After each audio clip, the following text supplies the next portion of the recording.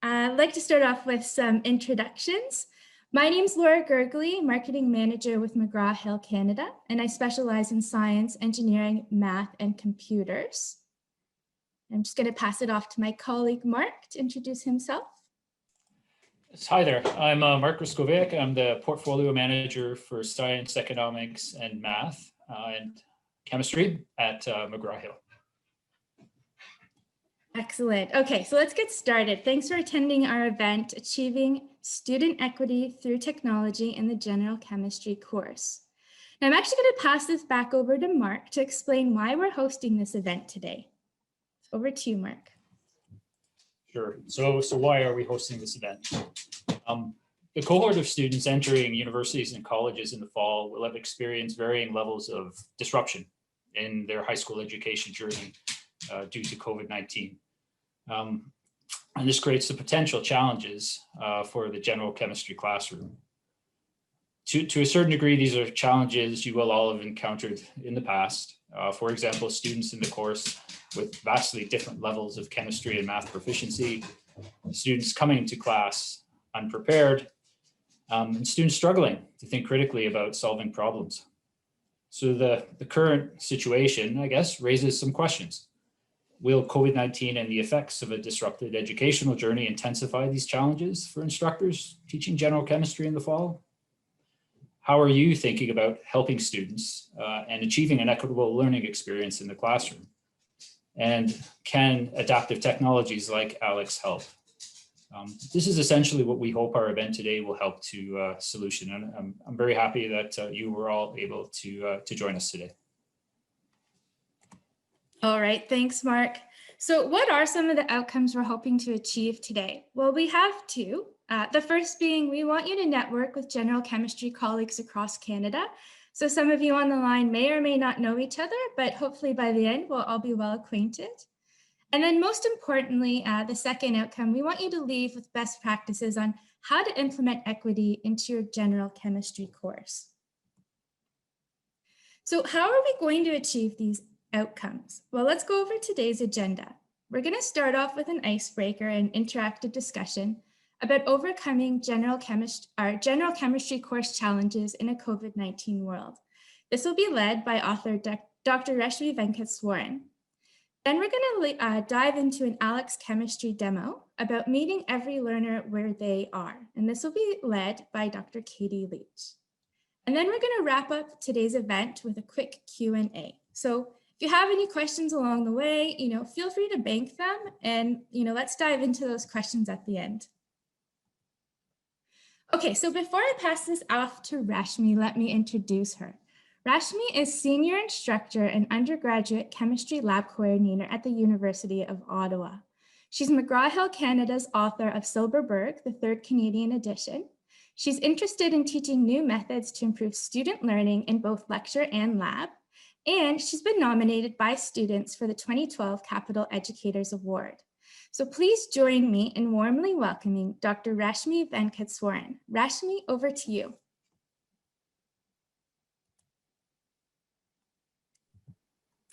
Good morning, good afternoon. I'm not sure, right at noon. So maybe good afternoon, everyone. How are you doing? So we have to be unlike our students. And if you're comfortable, I would love it if you could turn your cameras on so we can see you. And it would be lovely to put a face to a name. I look forward to our session today. And I'm hoping that it will be an interactive one. So let me tell you a little bit. Oh, thank you. Let me tell you a little bit about myself. My name is Rashmi Venkateswaran, and I teach at the University of Ottawa, in Canada. I don't know if we have anybody from the United States with us today, because I'm not really sure who, but I'm hoping to find out more about you. So I've been teaching since 1995, and I teach mostly general chemistry, introductory general chemistry in the first year. I'm also in charge of all the labs for first year. So my focus is first year teaching. And one of the reasons that I love teaching first year, although I'm a physical chemist by profession, is because I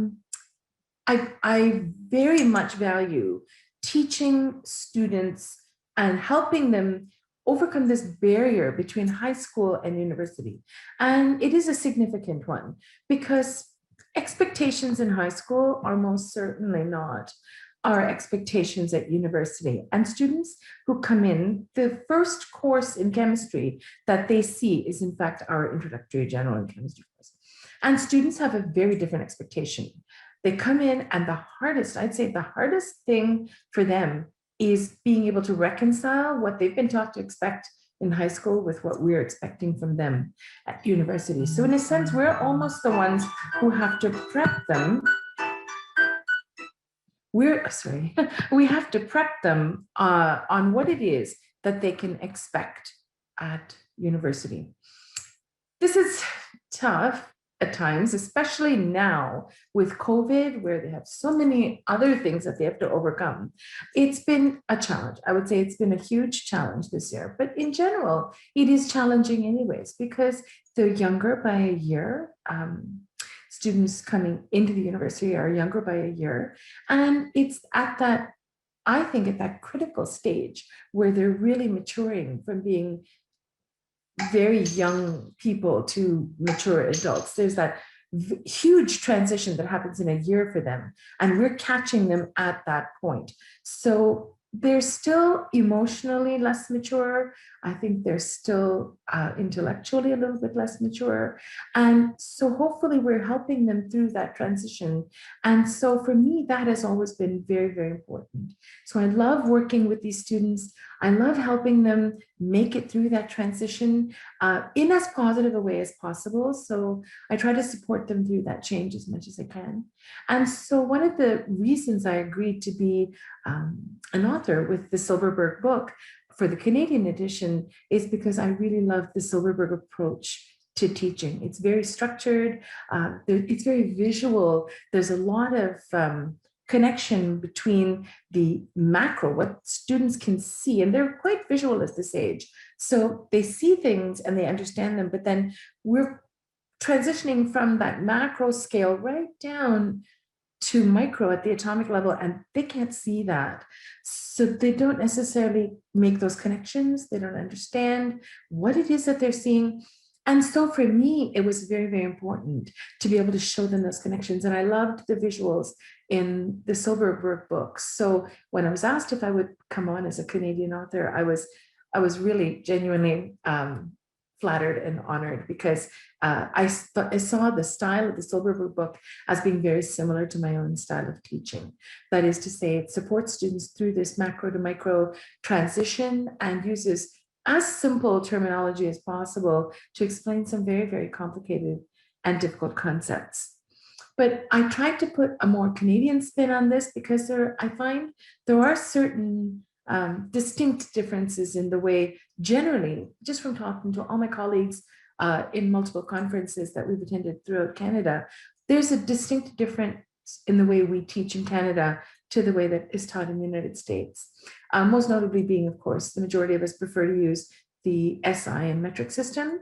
So I did put a lot of emphasis and focus on that when we were working on the book, and we'll discuss some of the other things that that I tried to make. I tried to use the values in which I use when I'm teaching and applied them in the book so that hopefully people would find that to be helpful. So we'll talk a little bit more about the book a little later, but as I was saying, my main focus is teaching first year. I love it. I love seeing my students. I love interacting with them. I love helping them see the applications of what they're learning in real life. And I really look forward to hearing more from all of you.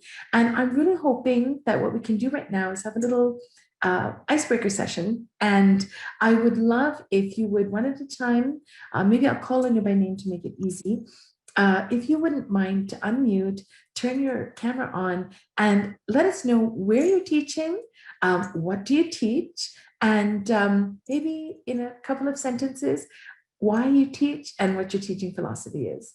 So perhaps can I start with, well, actually, let me start with Katie. Katie's our other presenter today. So it would be wonderful. Maybe Katie can introduce herself as well. I had a feeling you might do that. See how well we know each other. Well, I'm the outsider. I'm the one that uses the English units because I'm down here in the States. I am originally from Western New York. I have watched so much Canadian TV because of being right next to the falls.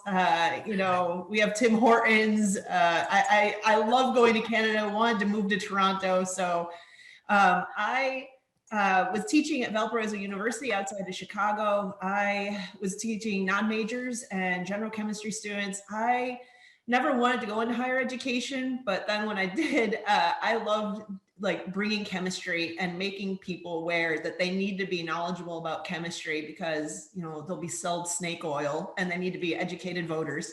So I love doing all sorts of demos and just bringing chemistry into the classroom and teaching them the basics. So that's me.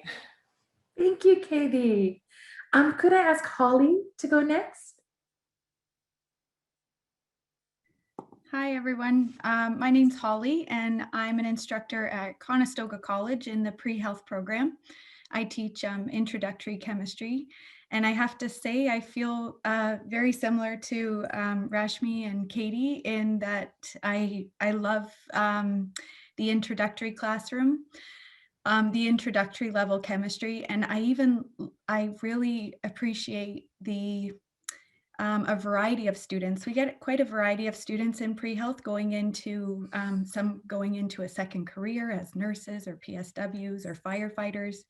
And then you have the ones that are coming right out of high school. So it really is a mixed bag of students. And I think I enjoy that classroom because they learn from each other. They all bring something to the table, and I really enjoy, like Katie said, I like, you know, and Rashmi, you know, you're bringing these real life scenarios and you're, you know, teaching them about the theory and how chemistry can relate and is related to their everyday life.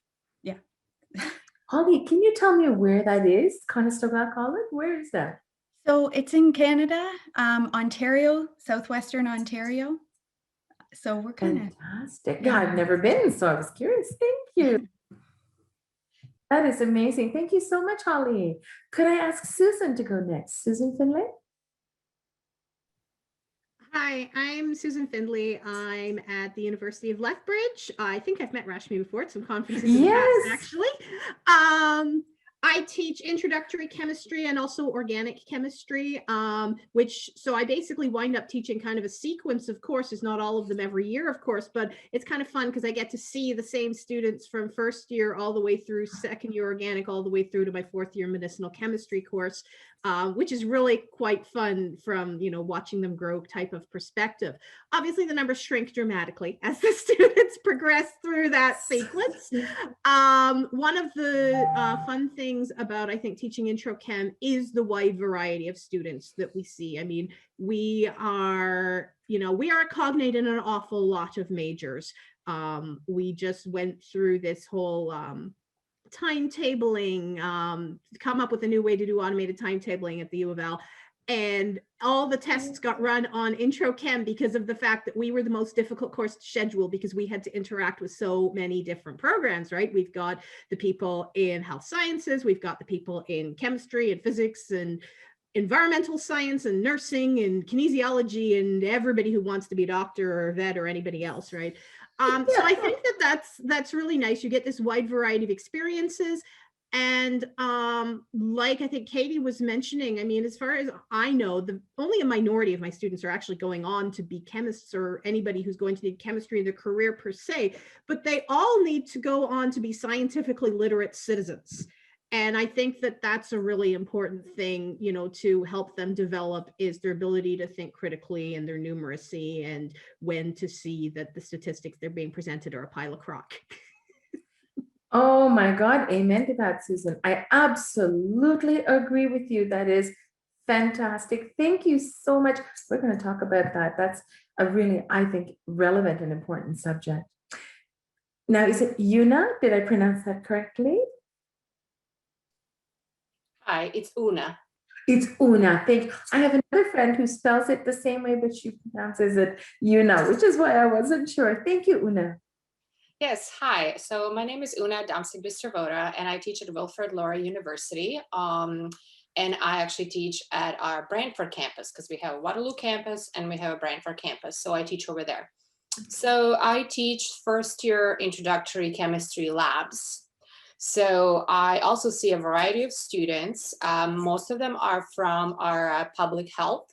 So a lot of them do need to have some science background, but not necessarily, they're not chemistry majors. And we also get a lot of students that are in their Bachelor of Arts and Science, and also students that would like to go into nursing or teaching and similar fields. So yeah, we also get a wide variety of students, and I also like getting them straight fresh from high school. And a lot of times their expectations are, I don't think they understand how much chemistry labs, how much work there are and writing up all the lab reports. So it's quite a shock for them for the first few of them, but once they get in a groove and they understand it, they really are grateful that they get a lot of experience, not just how to write scientific reports, chemistry reports, but also about the formality of the labs, how to properly write them, the structure, and also how to manage their time efficiently so they get them done. Because a lot of times they don't understand that you cannot start it a day before. They're extensive, they take a lot of time. So they usually don't like the chemistry labs at the beginning because they're pretty heavy. But at the end, I think that I apologize, but I feel like towards the end, they really appreciate that they get a lot of knowledge and a lot of skills that they can use in the other labs and in the other courses as well. Absolutely. So true, Una. Oh, this is lovely. Thank you so much for sharing. Natalie, could I ask you to go next? Sorry, me? Yes. Okay. So I'm Natalie Mesnick. I work at Carleton University in Ottawa, next door neighbors with Rashmi here. Yes. And congratulations. I never got to congratulate you personally. Oh, thank you. Yeah, I actually just had a baby a year ago, so I'm back at work now. I started back last week, and I run a first year chemistry lab. And I actually am in charge of 3 different courses. So we have chemistry for engineers, which is several different departments of engineering are required to take that course. And then I also run a Gen Chem lab, which is meant for usually science majors or chemistry majors specifically, or students who require higher levels of chemistry moving forward, as well as another course called Elementary Chemistry, which is meant for students who might require some chemistry, like perhaps they're in like a biology, physics, or maybe environmental engineering or earth science, like someone within the science faculty, but not requiring higher levels of chemistry. So those are the 3 courses that we have. And of course, we've had to move everything online this past year. So I'm catching up on what was happening there. And I was trying to stay in the loop on my mat leave as much as I could. But obviously it was very, very busy. And I also run our chemistry outreach initiatives, like our chemistry magic show and the development of chemistry summer camps for younger children. Natalie, thank you so much and congratulations again. Oh, thank you. Could I ask Claudia to go next? Hi, everyone. I teach at Conestoga College with Holly. So I'm also with the pre-health program, and I'm the program coordinator for that program. And so while I don't teach chemistry, my background is actually in biology. So I teach biology and physics. So from a chemistry point of view, I'm interested in getting students to the point where they can actually apply what they learn in chemistry into biology and in the physics. And while it's all very introductory, they see everything as a completely separate course. So one of my goals is try to get them to sort of link things together. And I guess even though I don't teach chemistry, I'm here because I am the program coordinator at Conestoga. And we do have 2 pre-health programs as well. One is the advanced pathway, leads students into degree programs such as science degrees and the nursing degree, Bachelor of Public Health, things like that.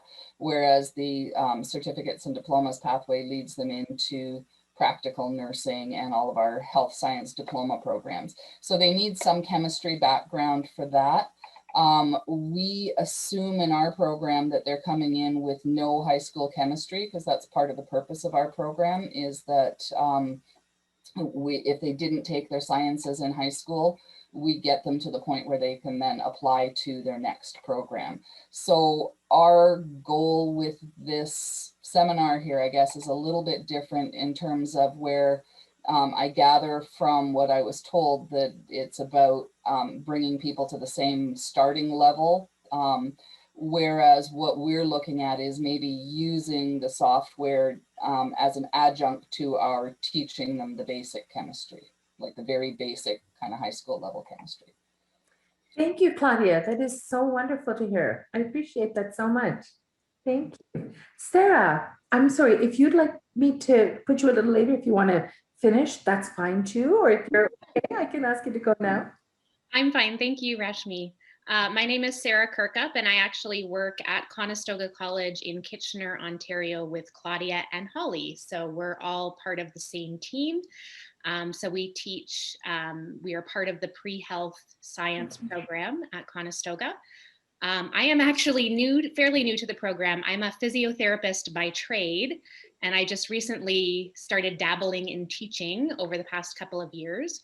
So I used to teach part of the PSW program in town here, and then kind of found my way to Conestoga, which has been a wonderful experience. And my background is actually teaching biology. So for the past 3 terms, I have taught biology in both our certificates and diplomas program and our advanced program. So I have not actually formally taught chemistry, and we're going to give it a try for me to teach it in the summer with Holly and Claudia's support. So I'm here to learn and hopefully refresh my chemistry knowledge myself. Well, this is wonderful. Sarah, welcome to the teaching team for chemistry. Thank you. Christine, could I ask you to go next? I'm trying to talk without unmuting. It's got to happen at least once a session. I'm Chris Quinlan. I'm a faculty member at University of Toronto, and I teach and coordinate the very large first year classes for life science students. So we teach 1 semester of sort of typical general chemistry in first year, and then 1 semester of organic chemistry in first year. And our enrollment in the fall semester was around 1,900, so it's a large number of students. I think first year is the best thing to teach, because I think you get them at a stage where they have this energy and excitement that I think sadly gets a little bit beaten out of them as they progress through their undergraduate degree. And so, I find it just really, I think it's a real privilege to teach them when they're at that stage. Thank you. Thank you so much, Christine. No, I very much agree with you. I think that's part of our responsibility. We get them while they're fresh and enthusiastic, and our goal, our hope is to keep that going and not let them lose that right away before first year is even over. Thank you. Is it me or me Chu? You may call me Chu. Okay, I'm sorry that I don't feel comfortable turn on my camera because I just wash my hair. Yeah, I do not expect that. This day there's a lot of webinar, right? We just attend, right? So that's why I can't. That's okay, Michu. Please go ahead. Tell us a little bit about yourself. Okay, so my name is Michu Chung, and I'm teaching the introductory chemistry in Centennial College in Toronto, Canada. So in Toronto, this area, basically the demographic, everything is very diverse. So I have students just graduate from high school, and also I have students that they used to be a doctor or a dentist from their home country. So they are very academic, very strong as well. And also there's a lot of like a international student, let's say from Asia, from Africa, and also then the background, the student background basically are very diverse. So I think for me, teaching chemistry in this like the city, the inner city, the location is the challenge, and the fun part is how to narrow the gap with their diverse background. Like the age, there's a big age difference, you know, in the class. I have students maybe just like a 20 something, and then I also have students that they are like a 40 or in their 50. So that's a challenge, but also that's the fun part. And then for me today, I come to this webinar. Basically, I'm interested to know more what kind of inequity in teaching chemistry in this like a pandemic or online environment. So I'm curious to know more. And lately, I launched an activity in my class. I call it Chemistry Lens. I introduce whatever the news that related to, like, you know, chemistry, like daily news, and then just like you know, through the platform, like the announcement, and then so there's no assessment like in those kind of information. That's not my purpose. I just want them to feel the chemistry really related to the student's daily life. This is not just some information from the textbook. It's really actually happening. So yeah, that's the purpose, like the main objective for me to join this webinar today. I just want to know more. I'm aware some of the inequity exists, but just I don't know whether there's something that I overlooked that I don't know. So yeah, so thank you. Thank you, Michu. I appreciate that so much. It's very valid that you have students from such diverse backgrounds, and we need to address some of those issues and whenever we're teaching. So thank you, Michu. Yoram, could I ask you to tell us a little about yourself? Hi, my name is Yoram Appelblatt. I'm from the University of Alberta, and I was for 17 years lecturing general chemistry in the classroom. The last 4 years, I'm the general chemistry lab.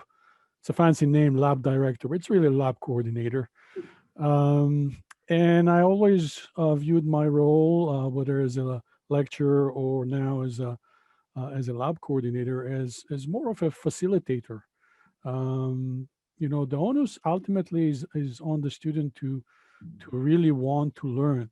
And what I really would like to hear and share is how to sort of make students happy working towards learning on their own, because a lot of the students that we get come from high school with what I call bad habits, in a sense that they just relied on their strong memory versus their peers to do well in high school.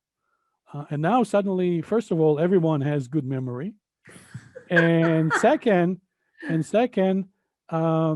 we are asking them to show understanding, to apply concepts, not just memorize data and observations. We want to see that they can do it on their own. And usually when I was teaching my first day, you know, you introduce the syllabus, but I was telling them, listen, my exams are considered tough. Why? Because I'm never going to ask you whether here is A and here's B, A is greater than B, explain why. No, that's never going to be on my exam. My exam will be, here's A, here's B. You need to predict which one will have the greater chemical property or whatever. And then you have to explain it, okay? And the idea is that students need to apply learn and apply their knowledge rather than memorize. So that would be my philosophy throughout, again, as a lecturer and now as a lab coordinator. And we have, You're amazing. and we have 2,900 students in the fall, and now in winter we have 2,300 students. So. And is your course general chemistry in the fall and organic in the winter? No, it's general chemistry, both terms. I would say that about 2,000, maybe 2,100 students take both courses. We have general chemistry 1 and general chemistry 2. Okay. And about there's a few students that do not require the second part for their program. Most of these guys and girls, of course, are not in science or engineering. These students have to take both courses. A few of our agriculture and life and environmental science also have to take the 2 courses. But we have some art students, we have some AL students, and other students that don't require 2 courses, they just take 1 as their option. Fantastic. Yoram, you could not be more right when you say, I think our greatest job in first year is to try to get them out of the idea that you can get through life by just memorizing things and regurgitating it. We really need them to understand. And if they do understand it, it actually lasts in their minds for so much longer than if they just memorize it because they've forgotten it the next day. Oh, that's wonderful. Thank you so much, Yoram. And I have Cindy, who's next. And I'm so glad Pamela was able to join us.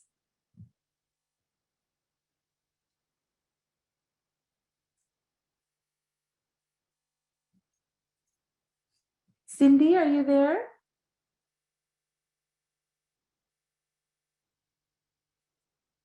Oh, maybe Cindy's not available. Pamela, would you like to tell us a little bit about yourself? You're mute. I am Pam Wolf and I am muted.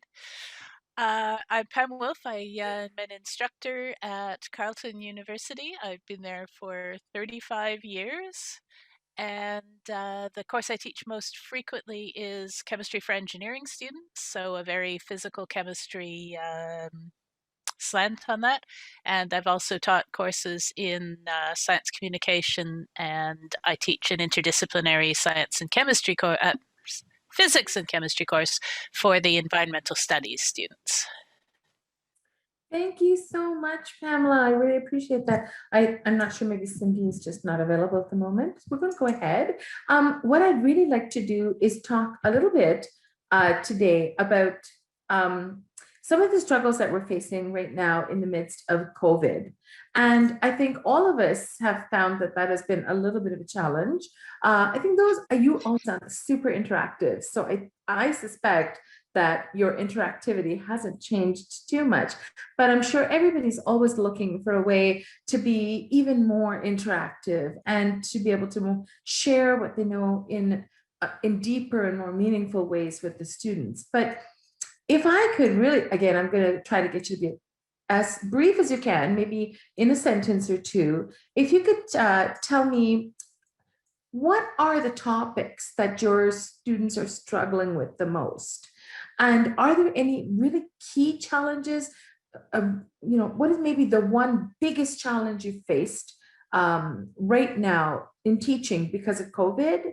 And do you have a solution that is perhaps a little different that you would love to share with us about how you have tried to ensure your students' success? So if I could, once again, just quickly, what is one key topic that your students really struggle with? What is one major challenge that you faced because of COVID? And do you have one solution that you might have implemented to help students get through that? So I'm going to change it up a little bit. Can we start with Claudia? Put you on the spot. Yeah, I was afraid you were going to pick me first. In terms of a topic, because I don't really teach chemistry, I'm not sure that I can answer that one. The biggest challenge I find in teaching overall through COVID is not being able to interact face to face with my students and not being able to look out at that class and see whether there is this look of understanding or confusion on their face, right?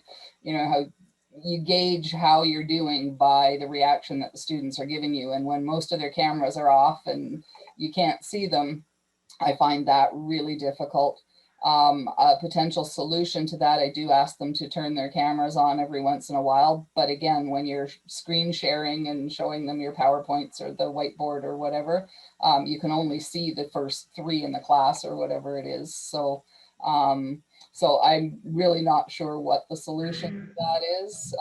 Just invite them to ask questions as much as possible, I guess. And I'm monitoring the chat as well to see if they're asking questions in the chat, because a lot of them seem to feel more comfortable doing that than to actually put their hand up and show their face to ask a question. Thank you so much, Claudia. Could I go to Una next? Yeah, sure. I completely agree. I mean, they all turn their cameras off for the most part, and teaching, for me, that was probably the biggest struggle. Otherwise, I think my students struggle the most. I wouldn't say a particular topic, but they struggle a lot with math in general. So along with teaching them chemistry, a lot of times you have to also remind them of some basic math concepts. So I think for my students, that's been the biggest challenge. But as far as the COVID goes, I mean, I go into the lab and I record myself doing the experiment, and they watch the videos, and a lot of them, they actually like that instead of them going into the lab and doing it, because so for some of them, it's probably a little bit easier than coming in person, but of course, then they're not really gaining that hands-on experience. Yeah, that's so true. Me too. I think I agree is because it's online and very difficult to have the interaction with students. So in general, I would say, let's say teaching Lewis dot diagram, you used to be in the in-person class, then I can walk around and then check with students' work and then point out what's the problem in the drawing, whatever. But now it's very difficult. So I have tried to use the whiteboard. I'm using Zoom well for the teaching. So I use the whiteboard and then ask students to show their work. But then again, not everyone wants to do that. And also they're using the mouse. So it's not quite effective in drawing. So I found out it's quite difficult. And then another thing is teaching the math related concepts, such as the mole concept or the gas laws. All this concept is difficult because, again, the same thing, because there's no other way I can check with students' work, like, so, and then catch whatever mistake they made. So then it will be really rely on the student take the initiative to contact me if when they do their homework and then they don't get the answer, and then if they don't know why, and then they take the initiative to email me so that I can help out. And for me, I use the polling feature in Zoom, so that is have a little bit interactive, so the student can answer the question, and then I can see how many have a good grasp of the concept. So if I find out, let's say, more than half of the class got the wrong answer, then I know must be something wrong. Then I just go back to revisit the concept, something like that. Yeah. Thank you so much, Michu. Pamela. I suppose the thing I've always found my students struggle with most is interpreting answers that they come up with. I don't really struggle teaching them math skills. I have engineering students, so that usually is fine. But I'll get an answer of, the pressure here is negative 27 atmospheres, and they're offended when I give them a 0. Or the temperature is minus 682 Kelvin. And the minute I ask them a question, they know it's impossible. But when they're doing their work, it is a series of numbers, not a series of ideas. Yeah. And just translating something, they go, well, most of the calculation was right. I just put in 10 to the minus 23 instead of 10 to the plus 23 for what the mole was. It's no big deal. And no, but you're telling me you don't understand that the pressure can't be negative. Well, I know, it was just a writing down mistake. Yeah, but you're responsible for what you choose to communicate to other people. So that's the thing I struggle with the most when I'm teaching, is trying to make them overcome the idea that this is a piece of homework and it exists only in my computer or on my piece of paper and in my calculator. Sometimes I win, sometimes I don't.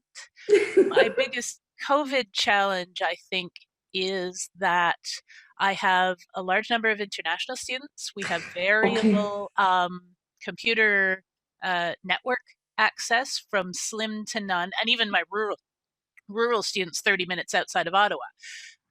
So I can't have them submit images of their work during a midterm. Things crash for far too many of them, and it's a huge equity issue. The ones who are wealthy white middle class kids with their own home and high-speed internet and a ton of ports are fine. The other ones are watching a circle go around for 10 minutes of their test time when they're trying to upload some work. So I am reduced to, for things like Lewis diagrams and that, multiple choice, which makes it difficult to catch their errors. I do have them upload work after the midterm so that I can see what they've done. But of course, then I get the usual excuses of, oh my goodness, I forgot, it's 6 hours later. So, but yeah, so I would say the biggest problem is the idea of making concepts real and making them think instead of just trusting a number. And then my biggest COVID challenge is not being able to see their work in real time. There have been some good things. There are some things I'm going to keep from COVID, but not being able to see their work in real time is a big problem for me. And that's a technical issue. If I could give them all high-speed internet, I'd do it differently. But of course I can't. Thank you, Pamela. Natalie. Yeah, so I have been trying to kind of catch up on what's been going on during my maternity leave. But I can certainly speak to what inconsistency that I've seen so far since being back, as well as what I've seen pre-COVID. And actually, I have a master's degree in chemistry, but I'm currently pursuing a PhD in chemical education research. So my research actually focuses on how students are learning specifically in labs. And one of the things that I'm really focused on is the fact that all the literature states that labs are actually not shown to be effective in their current format to promote student understanding and learning. So my research is basically about finding where the gaps are and determining better ways of teaching students in the lab in order to promote understanding and learning. Specifically, what they found in benchtop live labs is that students often are much more focused on getting to the final result and getting the marks, and they want to get out of the lab as soon as possible. Like, those are their main goals. Their goal is not at all to question or to ask, why is it that I'm doing the steps that I'm doing? So often chemistry labs over the years have been written in this kind of procedural, almost recipe-based manner. And students are just following these steps, and they're just going through the steps. And once they're done that, they get out of the lab. There's also like several issues where students who feel uncomfortable in the lab may not even try to do things, right? So they might feel like, oh, I don't pipette as well as my partner, so I'm going to leave all the pipetting to them. And that means that they're also not achieving those hands-on skills that many coordinators and faculty who have been interviewed have said that they think is a very important reason to have live labs. They often talk about that being one of the main learning objectives, and one of the main benefits of having a live lab versus a virtual lab is those psychomotor skills. So if the environment is not promoting students and kind of assessing them on those skills, like looking, and this is a challenge during COVID, right? We can't really assess their physical techniques and their troubleshooting skills when we're in a virtual environment, because they're not, I mean, unless your course has some sort of virtual reality component with like a choose your own adventure type scenario, how are we to assess that aspect of chemistry? So the thing that I've noticed, particularly during COVID, is that we had to, like, I wasn't hugely involved in this, but I was trying to pay a little bit of attention. But, you know, we all had to move these courses online, especially lab courses, for the first time ever, potentially, right? Many different universities have never, ever done this before. So this was a rushed thing, and we were not given a lot of time. We had to do it very quickly. Some people were provided with support and a lot of resources, and other people were just kind of thrown into the fire and said, like, here you go, you're teaching online now. So what I have noticed, and some of the feedback I've received from students, as well as most of the questions I get, are kind of about inconsistencies in the material that's online. So, you know, maybe in the videos that we put up for the students to kind of simulate like what it would be like in a real scenario, there might be some inconsistencies in the videos that are posted and what the TA marking scheme is saying, what the student marking scheme is saying, what the lab manual is saying. Maybe those all are telling the students different information, and it needs to be the same across the board. So what we're kind of working on right now is the first year coordinators are getting together to kind of revamp all of these materials to make sure that they're consistent, not only across a course, but across like first year chemistry in general, the way that we deal with things like academic integrity, for example, and the way that we kind of approach the development of learning outcomes, which often labs don't actually, this has been also reported in literature, they don't actually have learning outcomes associated with them the way that a lecture might, or you know, a course that's being presented, that's just presenting theory. So it's something that really needs to be thought about. You know, what do we want our students to be learning? And what, not just from our perspective, but we need to include everyone in this conversation. What do faculty want the students to be learning? What do coordinators want the students to be learning? In the experience of graduate students and TAs who are actually working with those undergraduate students one-on-one, what would they wish they would have learned when they were in their undergrad? You know, what would they have found beneficial? As well as just approaching the undergraduate students themselves. You know, what is it that you hope to gain from this course? So having this conversation with everyone to try and see what the big picture about, you know, what should we be focusing on and how can we promote that? Thank you. That is fantastic. I really appreciate that. Okay, Yoram. Okay. To me, what I see during this COVID situation is that many of the students seem more intimidated less confident than before. I suppose that what is missing is, especially in the lab, is the interaction with other students, because in the lecture or even in the lab, often the student relies not on the TA, not on an instructor, but often it's the guy, the girl next bench. What, are we supposed to get, a red color, or, and this is missing. And so that means that the students are not confident.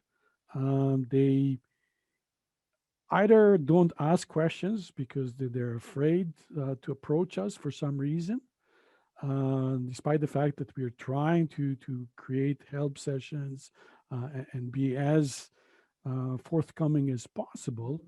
And there are times there's a small minority that then ask you every line in that manual, every line in that recipe. Why don't they're not sure? I mean, you're not actually mixing the chemicals. You're not going to break any glassware, but they still ask you about every line. So I do this. Yes, you do that. In principle, of course. So that's what I feel that is missing, the interaction between students. I agree, Ron. Very much so. Thank you so much.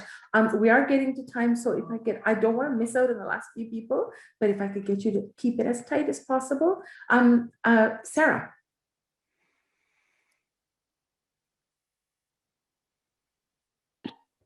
Sorry, I clicked the wrong button there.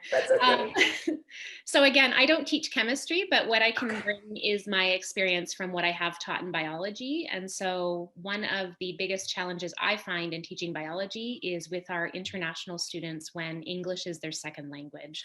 Oh, yes. Because especially, and I'm sure this applies to chemistry as well, but from a biological standpoint, when it comes to terminology is based in Greek and Latin roots, and then they have to then translate it to English for the common everyday language, and then figure out the translation to the anatomical term. So it's really confusing. For example, if Chinese or Mandarin is your native language, and we're asking you to label the area of the calf. Well, what in English means calf?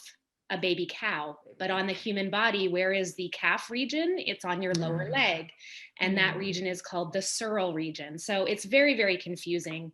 And COVID-wise, I think it's, again, just what everybody's touched upon is the lack of face-to-face interaction, feeding off the energy of the class, the chance for collaboration between the students. I encourage study groups, but again, they have to take the onus onto themselves to form these outside of class time. And yeah, just missing the collaboration and the face-to-face interaction. Thank you, Sarah. Holly. Yeah, I would say I agree on a number of levels. Key topics for me that are difficult are, Rashmi, you mentioned it right at the beginning of the session. It's bringing these macro experiences and relating them to the micro theory of, being able to visualize something at a micro level. So as Michu said, Lewis diagrams, organic compounds, Vesper theory, those are tough for students to really visualize. That's the challenge. I find like I get about half of, if I'm lucky and I put a lot of work in to get half of the students to show up and interact and kind of create a relationship where they feel some accountability to show up, similar to what Yoram was saying. Those students are key in the lab. Other students are key, not just for understanding the concepts because it's a safer person to maybe ask the question, but also for accountability, for showing up, for being switched on, and for, caring about what they're doing. I think talking about what Pamela mentioned, she said about interpreting answers, can you figure out what's the concept here rather than just a silly mistake? You should go back and say, that's not what the problem was asking you, and you should have been able to spot that error right away. And I have the same issue, and I think that relates to Una with the math concepts, because they separate these procedural methods from the actual concept of what we're trying to teach and how to bring it back to real life. So those are the challenges. Some of the solutions I found, I've been making videos as well, kitchen chemistry, and I do think the students appreciate it, but I've also started this semester some live demos while I'm on a Zoom session, and I actually find that that's been really great. Students are interacting, they're kind of excited on the edge of their seat, waiting to find out what's going to happen here, and making it fun. Some of the demos are just, hey, do you have any marshmallows at home? Do you have any toothpicks? Here you go. You can make your own molecular shapes. And yes, and I do have to say, from a college perspective, I will toot our horn. I do think that the college system is doing a very good job of touching on and being proactive in the things that Natalie mentioned about, can we make these lab scenarios really relevant to their careers? What are the skills that they actually need here? Are their outcomes clear when they're doing these labs, whether they're watching a virtual video demo or a pre-recorded video, or they're actually showing up to the labs? Are they really getting the skill set that they need? Are they passing off to their partner? Or maybe the college has been doing things like skill testing in the biotechnology department, so that each individual has a motivation to learn those skills, because it is necessary. Those psychocognitive skills are really important if you're going to become a nurse, or if you're going to become, you're actually handling these things. And I also think that along that line of, a possible solution is a scaffold approach coming up. And again, Pamela mentioned, COVID hasn't been all bad. And I have to agree, because I think it's forced me to think about pre-recorded videos. It's forced me to think about preparing the students before they show up to those live Zoom sessions, because our interaction on the day is much more limited. So I'm trying to get them to show up so they're ready to hit the ground running that day. And I think a scaffold approach is key to that.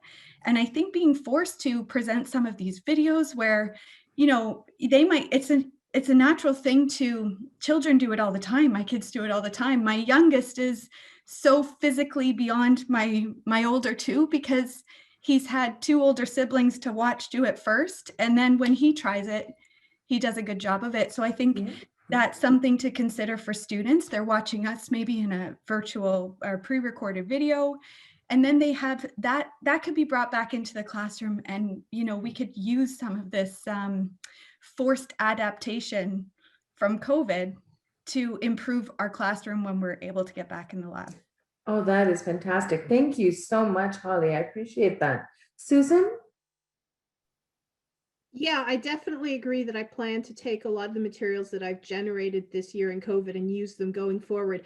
It sounds like I'm possibly taking a different approach to my courses than a lot of people, because a lot of people are talking about large attendance Zoom meetings and everything else.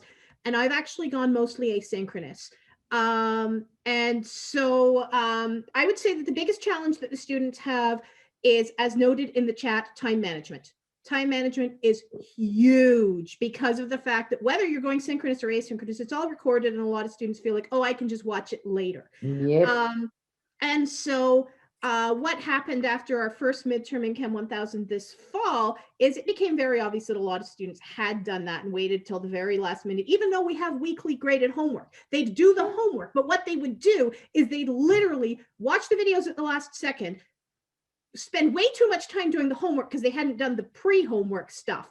And then there was the tests.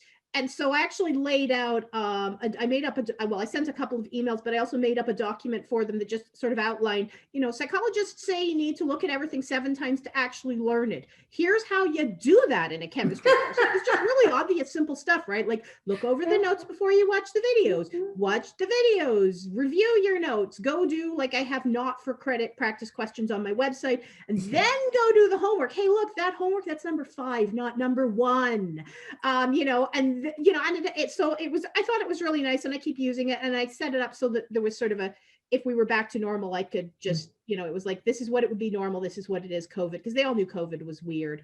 But yeah, what I'm doing is I've recorded a bunch of ideally short videos. Now, if you teach chem, you know that you can't build a molecular orbital diagram in 3 minutes. It's not humanly possible. So some of the videos are longer, but I try to keep them in the 10 to 15 minute range, with the occasional 30-minute because there's no way around it, and the occasional 3-minute because I can get away with it. And what I've just recently realized the other week I could do is actually put timestamps on the videos. Like within our LMS, it says not only a list of these are the videos you can watch, but at the end of each video, it says how long it is, so that they can help plan their time that way. And then, so they have their weekly homework. And then what I do is I just do one live in-person sort of hangout session with them, for lack of a better way to put it, once a week. And that I think gives them better interaction, because I have to say, part of the reason I decided to do it this way is I pictured myself as a student having to sit through 5 hours of Zoom lectures every day, and it made me want to cry. It did, yeah. And oh no, this is brilliant. I really yeah. love that. So the attendance, I mean, the attendance was not bad at those, but it wasn't awesome, because of course, as soon as it's optional, a certain fraction of class doesn't show up. So then what I'm doing in my organic class this semester, same setup. We've got the short videos that they're supposed to watch, and then they have the homework. And so everything spans over a 2-week cycle. So there's videos, there's a meeting with me on Friday if they want to come, which most of them do, because what I've done now is there's the homework due the following Tuesday. And then the day after that, there's a very, very short quiz. Like, I'm wicked generous with my time windows. There's a timer on it, but it's like an hour timer on what should take them 10 minutes to do. And then the only place it's ever taken up is the following Friday's meet and greet. Which is so they show up. But the only place I take up the quiz is the live, and the attendance has been much better this semester, but it's good. And I also am a very heavy user of message boards. And I will say that organic class had their midterm this last Monday, and I was just not super available that weekend for family reasons. And I went in and I was so happy to see that they were answering each other's questions, because I feel like message boards have to hit critical mass. And as soon as you do, and those of you with the giant courses, this is the one place you have an advantage, because you have more bodies and you can hit critical mass on those message boards faster. It's really hard when you only have like 80. So true. But yeah, that's me. I didn't sleep all fall because I was doing 2 courses worth of videos. This semester it's only 1, so I'm happier. But that's awesome. Thank you so much, Susan. Now, Christine, I'm just not sure. Did I get to you? Nope, but then I think do we have you're time? the last one. Okay. I'll keep it quick. So we talked a lot about sort of supporting the transition from high school. And the one thing I really found, especially in a large class, is I underestimated how much the peer-to-peer interactions help them calibrate themselves to the expectations of first year learning. Like, I think there's a bunch of things we can say and a bunch of things we can do, but I think seeing what they're, I think some of the, I felt like a lot of the time, I just felt like there's a little bit more vitriol this semester, like in the sense that, even, I feel like I'm a very student-centered teacher, but like that they just didn't have the rest of the class to sort of calibrate the expectations, if that makes sense. I do love one thing. I have one small teaching tip that I love, which is I taught in Zoom, is to set the Zoom chat so that it's host only, so that they cannot see each other's chat. I think that reduces cognitive load. I'm guilty of this in webinars, that I have massive fear of missing out. So I'm reading the chats when I should be paying attention to what people are saying. So I think that's too much to ask our students to take on. And then it does give you the ability to ask them questions, and they can all answer because they're not seeing each other's responses, right? And so you can ask lots of things that are very brief, like, yes, no, sort of like 1-word type things. And even in my massive, 300 to 400 person Zooms, it calibrated me to how they are doing as a class in the way, thumbs up, thumbs down in a large auditorium, like type of things. And I like polls, but I find polls sometimes cumbersome, right? It's not like on the fly in the same way. And so, yeah, I just think that works really well. They're really cute too, because sometimes they'll be like, oh, I get it now. And, you know, they're giving you that light bulb moment in the chat. And so I actually found teaching on Zoom, I expected it to be terrible. I have lots of active learning activities in my classrooms. I thought it wasn't as good as in person, but it was fine. Yeah, it was not as bad as we thought it would be, right? Yeah, totally. Yeah. Well, thank you. Oh, Una, so beautiful. Thank you so much, all of you, for your feedback, for participating, because obviously this is what makes a session really productive, is when everybody participates. And I know, Mark, that we're at time. If you can give me 2 minutes, I just really quickly, I realize that a lot of the issues that people have been talking about are technical. There's not a lot. I agree. We can't do very much about technical issues. I agree that we could give everybody high-speed internet. It would, you know, it would be the ultimate gift to the world, I think. But unfortunately, that's not in our hands. We have other issues. I mean, that is to say, with international students, rural students who just don't have connectivity, and time differences, of course, which is the other big issue with international students. You know, I have students awake at 2 o'clock in the morning, trying to, watch a lecture or write a test. And so these are, unfortunately, the world being what it is. I don't think that there's anything we can really do about that.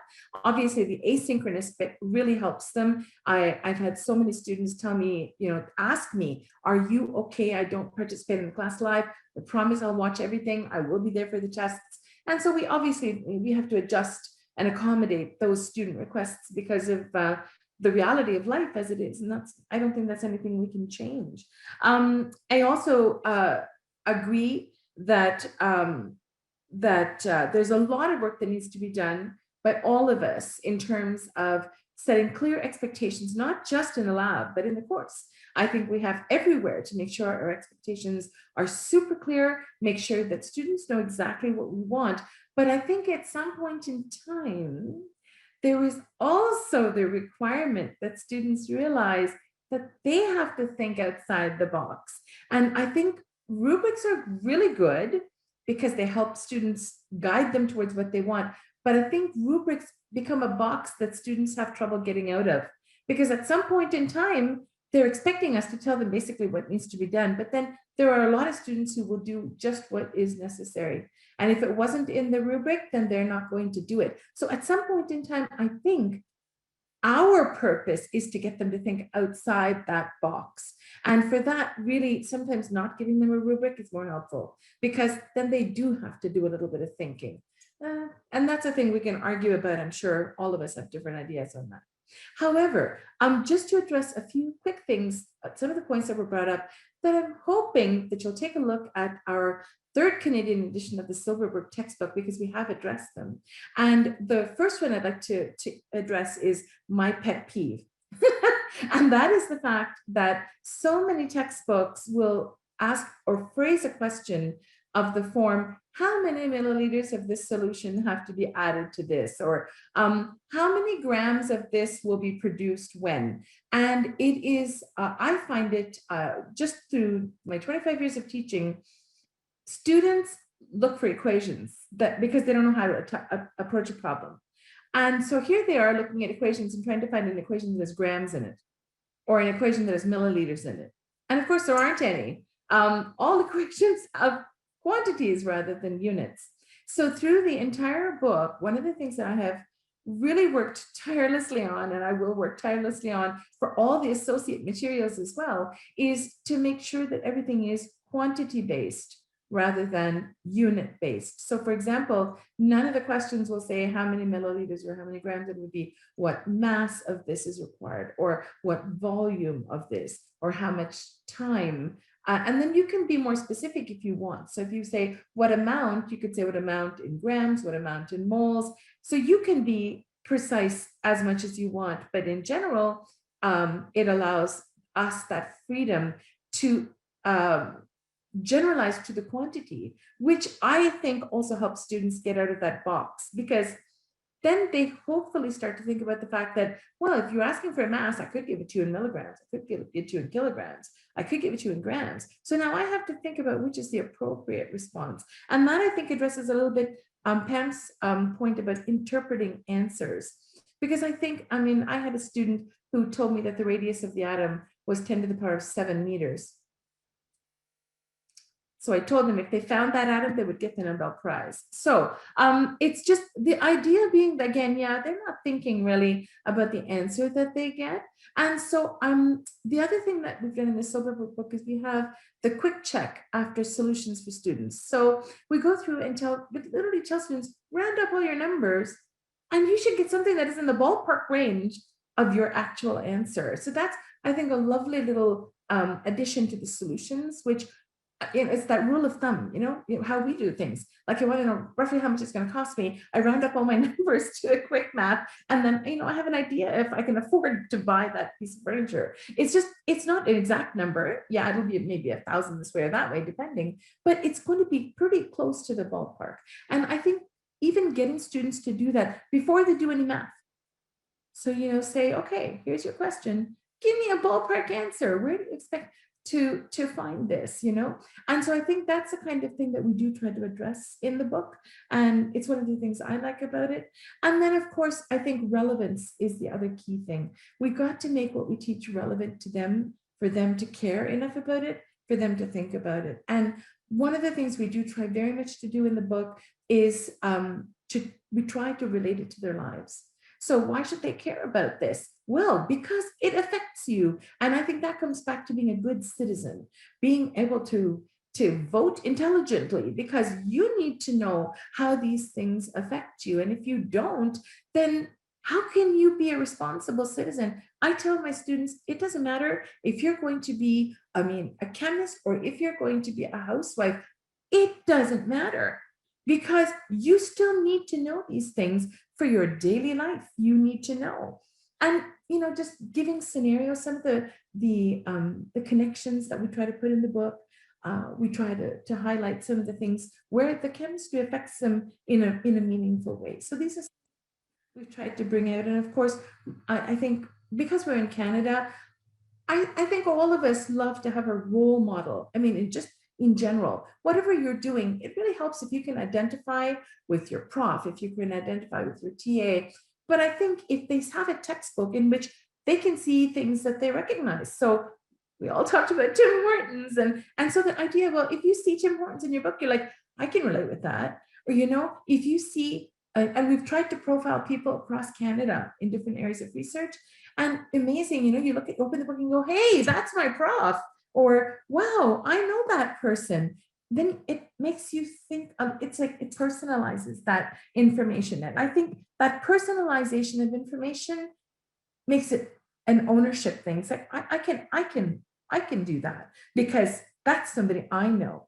And I think those are some of the, you know, this is just the tip of the iceberg, but those are some of the ways in which we tried to get the book to kind of help students to feel like they can relate to the material. And of course, if they can relate to the material, it makes it that much easier for them to learn. And hopefully some of the tips and tricks that are in there will help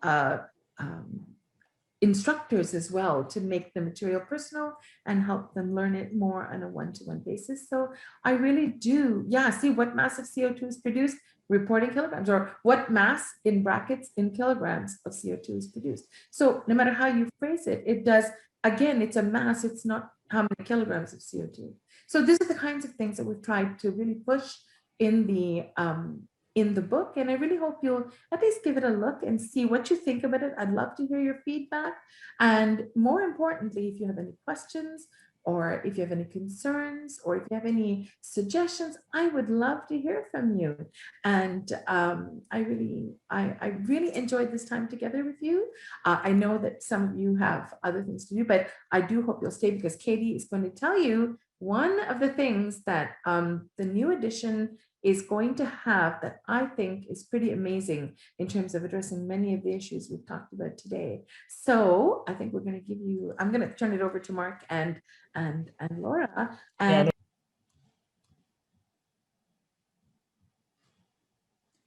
all right, so what we're going to do is we're just going to head into Katie's presentation now.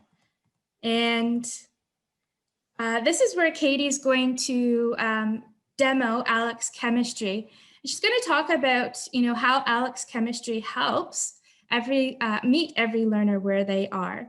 So in this presentation, because, we have kind of gone over a little bit of time, what I'm going to ask is if everyone maybe, instead of going off mute, just maybe ask any questions that you do have in the chat box, so that this way Katie can sort of answer them on the fly, and then we can move forward. But I do want to stress that we have spec'd out time for the end of the presentation for Q&A. So we can sort of get into the meat of things when we get there. Okay, so before I pass this off to Katie, let me introduce her. Katie is a professor of chemistry with previous teaching experience at Valparaiso University.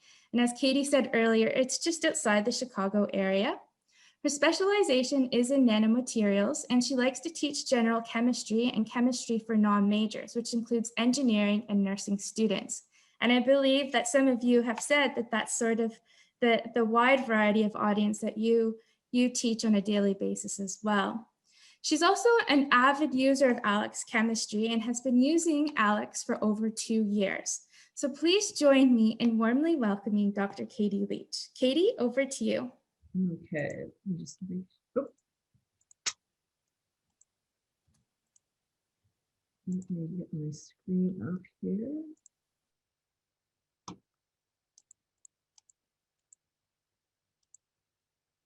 Okay, I think everything's set now. All right, well, I am so excited to be talking about ALEKS Chemistry because I just like it so much. And if we're talking about technology in the classroom, I really think that adaptive homework and leveling the playing field and giving students the resources they need to succeed, well, ALEKS kind of, it answers those questions and is a potential solution. So when I go through, I gave a presentation before and it's technically called, I think, ALEKS Chemistry with Enhanced Learning, but I'm going to be calling it ALEKS Chemistry just for to make it a little bit shorter. I've been using McGraw Hill products for about 10 or 11 years. I've been acting as a digital faculty consultant for McGraw Hill for about 2 years, and I just love hearing the stories that all faculty members have, and usually in the United States, but now throughout Canada, and seeing how other people do it and finding solutions to help get their students to learn. So before I talk about ALEKS Chemistry, I just kind of wanted to go through how I came about using ALEKS and why I like it so much. So I introduced myself. I'm from Western New York. I went to school at the University of Rochester. I got my degree in nanomaterials and had no desire to go into higher ed. I went and took a job outside of Chicago with a government contract company making nano sensors. Unfortunately, got laid off a year and 9 months later, and I unexpectedly took a position in higher ed at Valparaiso University. And I can't imagine leaving higher ed again. I don't want to go back into industry. I love it so much.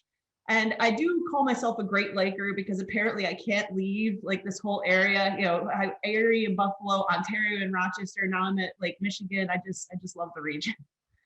Okay, so why am I using ALEKS Chemistry? The department that I joined, like I said, they were using McGraw Hill products, and I never anticipated being a professor, so I wasn't really prepared. They hired me the Friday before orientation, so I really was not prepared for what I was in store for. And so the way that I kind of went about this is, with scaffolding, doing what I knew, and what that was traditional lecture and paper assignments. So when I was teaching my non-majors, that's what I did. And my first goal, or my main goal that first year, was just to survive. And I can tell you, I have twin boys, and that first year of teaching was infinitely more challenging than having the twins because of the lack of sleep and just preparing. And my first goal was just to survive that year. And after that, you can see my goals are to just improve engagements and efficiency and learning outcomes, the things that every professor wants. So after 2 years, I had been hearing a lot about online homework, and I was resisting it for a couple of reasons. I ultimately did go to Connect, but there were 2 reasons that I was kind of resisting it. The first is cost.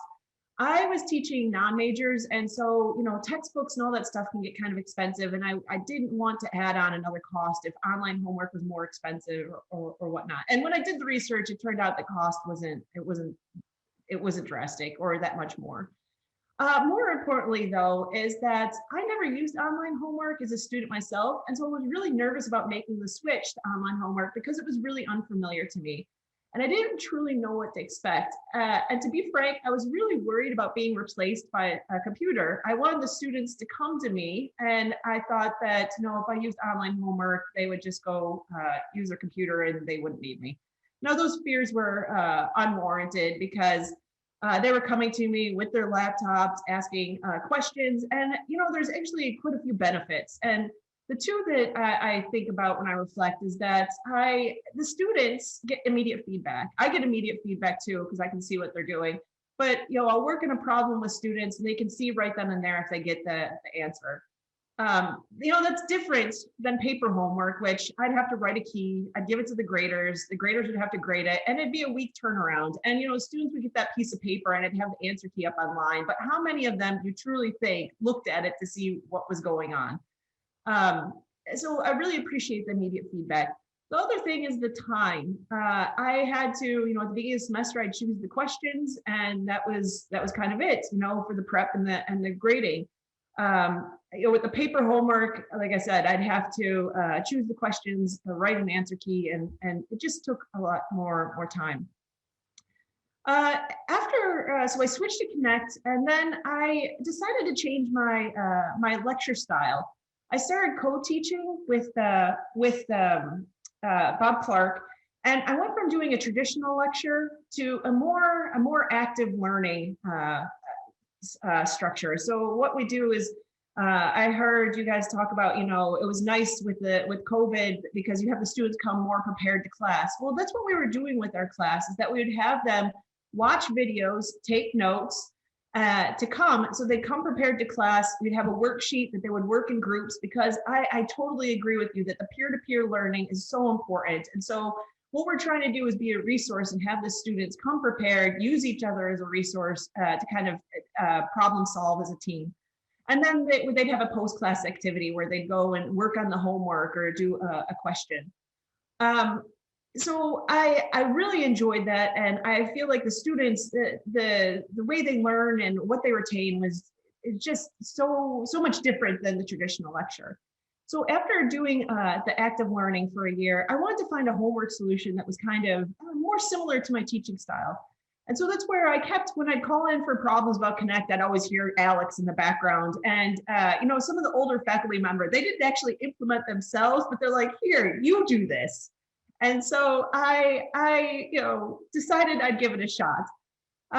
So my concerns this time were a little bit different. You know, I knew online homework, I wasn't going to be replaced. I knew that I felt familiar with that, but Alex is just so different than traditional non-adaptive homework. It's just such a different system. And so implementing it, I was really just kind of scared because I didn't know what to expect. And so just implementing it and making sure I was using the technology properly. And then also the unknown, because like I said, it's just so different, and I didn't know what to expect. But I can tell you this. So when I decided to implement Alex, it was for Gen Chem 2. So the students had Connect, or non-adaptive homework, for Gen Chem 1. And then they came to me and I got to surprise them with Alex for the second semester. And it actually, I'm a researcher, right? I love doing research, and I don't like to treat my students like little test subjects, but it happened. And it was wonderful to get feedback from them, because I gave them a survey at the end. And what I thought was interesting is that the students recognized that they were putting more time in, but they knew that it was more valuable time and that they were learning more. And 70+% said that they would, if they were to take Gen Chem again, they would use Alex over Connect. When I showed this to my colleagues, you know, I convinced some naysayers that to use it. And now there's actually 3 or 4 of them who are using Alex, because we just see the benefit that students are getting from using this adaptive homework system. And so I just wanted to kind of list the reasons why Alex is the homework solution I use for my class. And you can see. Sorry, Katie, I just wanted to interrupt. There wasn't a question that came in from Claudia in the chat. I don't know if you can see it there. Oh, sorry. I'm so into talking. No, I know that it's yes, absolutely helping facilitate the questions there. Okay. So in Alex, I'll show you in the, I'll show you in Alex when I do the demo. There are, when I use it for the homework, I pick the topic. And then that topic, there could be, you know, many different flavors. It goes beyond just algorithms. It goes into like, I'm gonna show you one about doing a titration. If it's giving you a scenario, it might be before the equivalence point or after the equivalence points. And now if you're using the adaptive on homework part, you don't really, you can't pick which one you're doing. You're just telling Alex, I want this to be a learning objective or a learning outcome that the students know. If you use a non-adaptive assignment, you can create non-adaptive homework assignments. Then you can go into those topics and select that specific question type. Does it answer your question, Claudia? Wonderful. Okay. So these are the reasons. I'm going to talk about equity and adaptivity, but what I really love is that when you are using the competitors will say this, but it's not really that true for most of them. Each student is getting an actual personalized learning experience. The questions are not going to be the same. I tell the system what the learning outcomes or what topics I want them to know, and then the system, Alex, knows how to ask them. If the students know something, that's not going to test them on that. Alex is always keeping them at the fringe of their knowledge state between what they know and what they don't know. And this is great for students who are coming in a little behind, because then they're going to be given extra practice to kind of get them up to speed and level that playing field.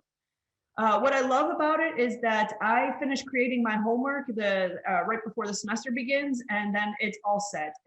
It's easy to create a course, and the support team for Alex they're just so wonderful. In addition to using Alex as a homework system, there's lots of opportunities to give the students extra practice. They can go in review mode. You can assign non-adaptive assignments to support the adaptive system.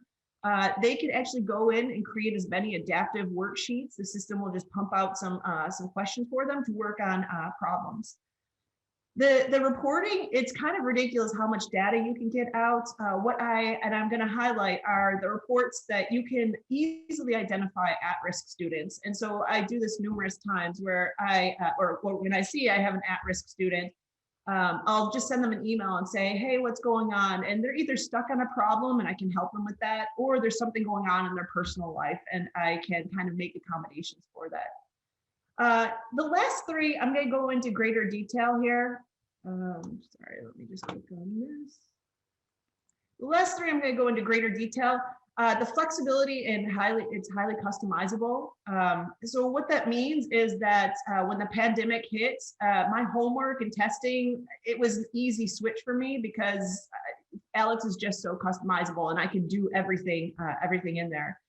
Efficiency, I am all about less grading, and spending more time with the students, coming up with more ways to teach them about chemistry in the real world. And Alex has really allowed me to do that. And also the variety of questions. So it's not just algorithmic questions, it's different flavors. And I really value that too. So yeah, Alex, there's just, when you use it, it's just so flexible. So in the Alex General Chemistry course product, there's almost 700 topics that you can choose from. And so when I'm doing this in my Gen Chem class, I choose about 200 topics. But depending upon the level of the students that you're teaching or the class that you're teaching, you can dial that down. So if it's a GOB course, a health professional like nursing class, I would probably say you wouldn't be around maybe 140 to 160. You would just choose fewer topics. If it's an honors class, there are topics that I know that are more challenging that I give as extra credit for my students, but in an honors course, I might expect them to know that. And so I might just change the topics I'm giving, or you could pump up the number of topics that you're doing. It's just so flexible. In terms of Alex, I think it's at its heart, it's so good at being adaptive, but instructors use this in a wide range. And so you can be a light adaptive, all the way to heavy adaptive. And I would say that for me, and a normal, pre-COVID, I'm I'm a 3. I use it for my homework, and I basically give exams, paper exams, but I use everything else adaptive. Some of you that were mentioning, maybe having a solution to get the students all in the same field before they start the class, like they might not have had chemistry whatsoever. And so there are some instructors that use like ALEKS as a course prep, where they, maybe do it for a couple of weeks before the semester begins. And so, that might be a level 1 if you just want to do that for that and then do your regular teaching. So when it comes to ALEKS, you can use it in so many different ways. Once COVID hit, I went and we went virtual. Everything I did was adaptive. I gave adaptive exams. I gave the adaptive homework. Everything I did was adaptive. So the students, when I gave them exams, it wasn't that they were getting it out of order or that they were getting different algorithmic questions. They were getting different questions. And, I felt comfortable doing that because my students were comfortable with using ALEKS. Now, I've been mentioning adaptive so much, but there are also non-adaptive assignments. And I use these to kind of support the adaptive nature of ALEKS, but you can use it in whatever way that you want.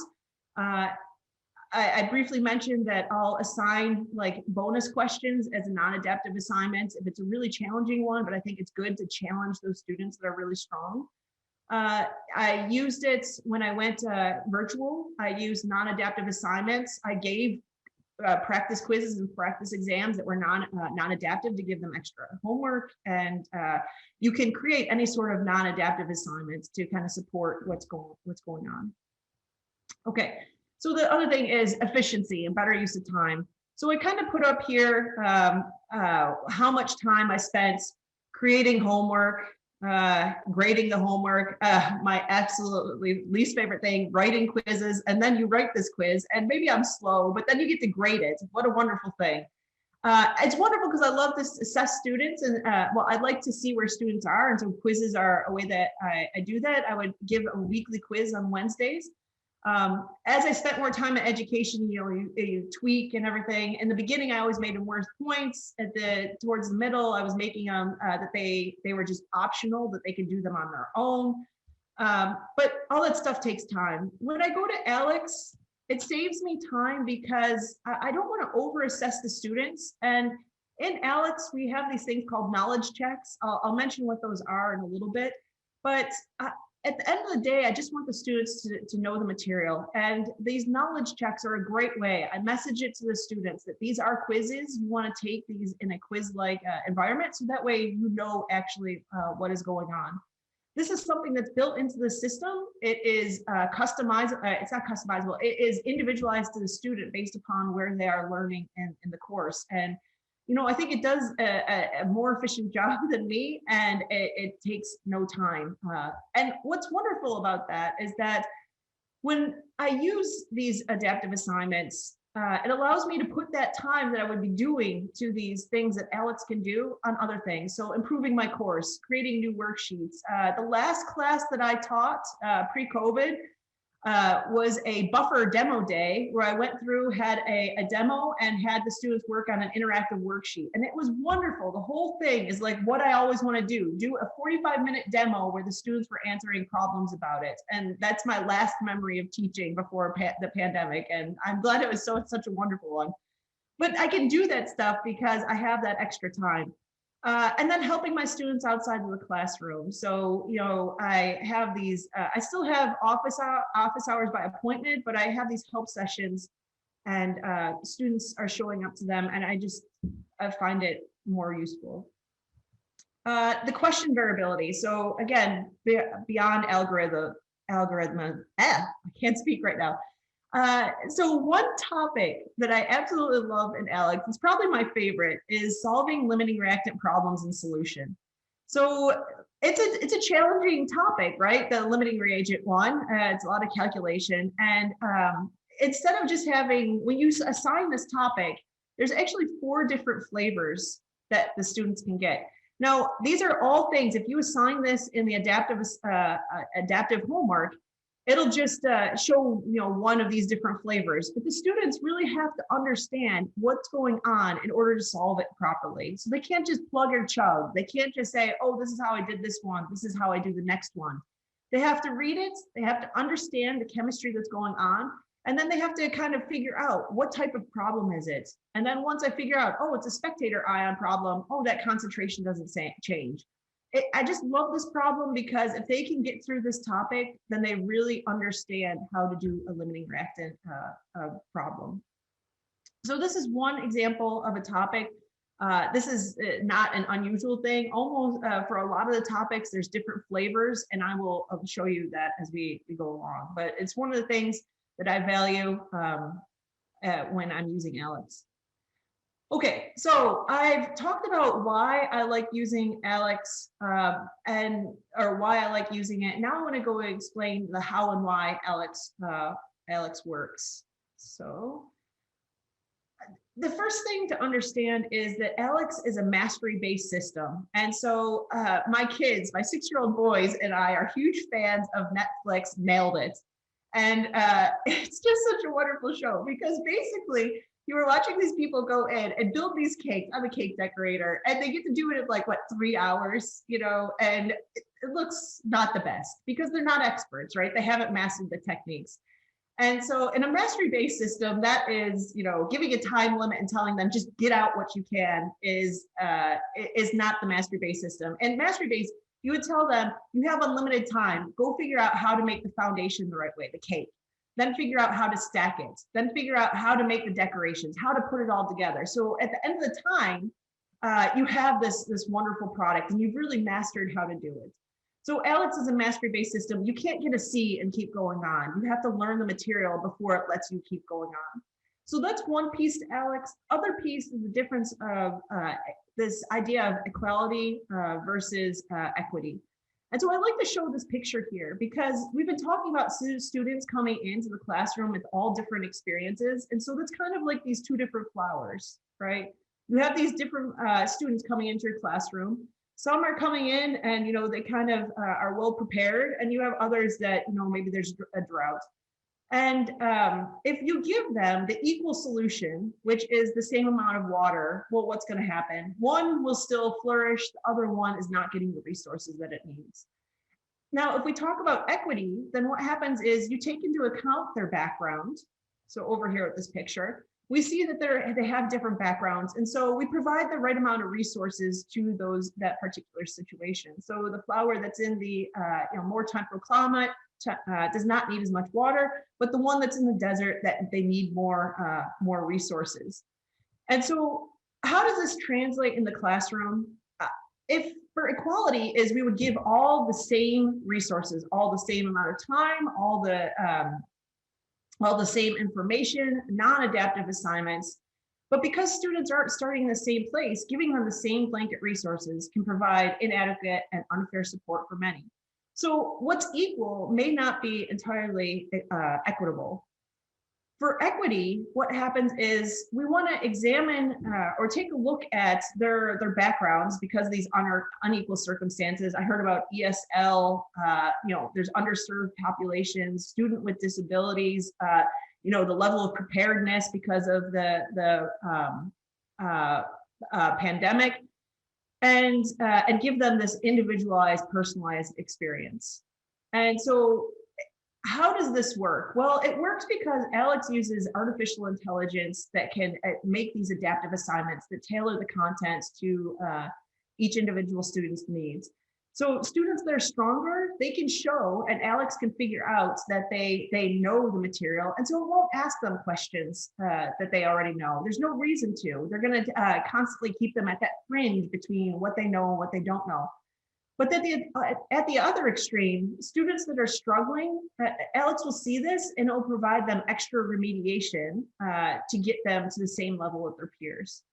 And so that's how we can take and use this adaptive system to level the playing field so that all the students are coming in and they're going to have the level of resources that they need to get to the same point and succeed in the course.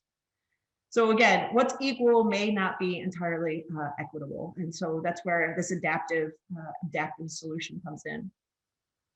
Okay, so how does ALEX work? And again, because of the pandemic, the level of preparedness of the students may be lower overall. And even if there wasn't a pandemic, there's usually a disparity or a wide range of student preparedness. And so this is just a graphic that they have on the ALEX website, just showing how some students come in with high school chemistry experience, some have below level math skills, some have AP chemistry, and some are pre-med. In the pre-med programs, they're probably going to be stronger students. So how does ALEX work? Okay, again, ALEX is a mastery-based system. What it does, the first thing that students do when they use ALEX is they have to take what's called an initial knowledge check. This initial knowledge check is meant to see where the students are. It'll give them a series of questions and figure out what do they know, that's the green, what's on the fringe, and what do they need to learn. And after that, what happens is they go from this initial knowledge check to the learning mode. So ALEX will, based upon what their knowledge state is, it will go and it will tell them, okay, you know this, let's give you some questions to get you to learn the material. And ALEX works by constantly cycling through this learning and assessing knowledge check, learning and assessing. The knowledge check, they go, and if they answer topics that they learned during learning mode, what happens is ALEX counts that as them mastering it. And so these green little dots here, those are topics that they have mastered. And if they've mastered that material, then they can move on to the next topic. And so, like I said, this is just a system where it keeps going between learning and knowledge check, learning and assessing, learning and assessing.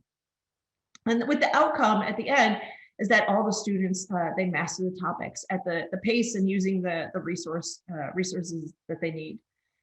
Something that we say about ALEX is that ALEX will never throw students into the deep end. I think of it as a zero entry pool. It's going to ease them in. ALEX will never give them a topic that's too challenging that it doesn't think that they will be able to answer correctly. And so that's why ALEX is always going to be testing them or asking them questions, having them learn about these topics that are right on the fringe between what they have mastered and where we want them to go.